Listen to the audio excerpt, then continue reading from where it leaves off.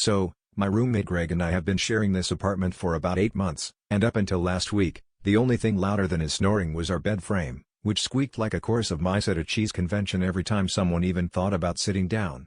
Now, Greg is one of those guys who watched a few YouTube tutorials and suddenly thinks he can fix anything with a Phillips head and some misplaced confidence. So when I suggested we get some WD-40 or maybe just leave it alone, he looked at me like I just insulted his imaginary engineering degree.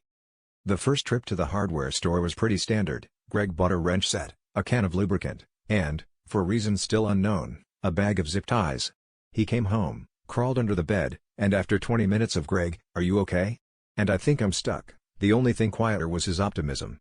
Squeak count, unchanged, but now it had a mysterious metallic twang to it.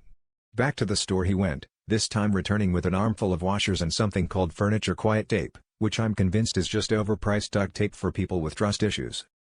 By the third trip, Greg was visibly aging, muttering things like, "This bed frame is my Everest, and I don't even like sleeping anymore."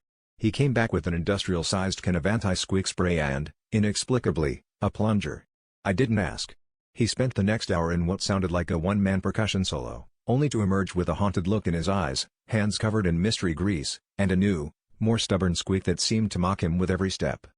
So now, the bed is just as squeaky as before, but Greg refuses to acknowledge its existence.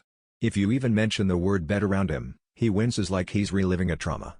The only thing he managed to silence after 3 trips to the hardware store was his willingness to ever help me with anything again. Turns out, he just couldn't handle the pressure of the situation.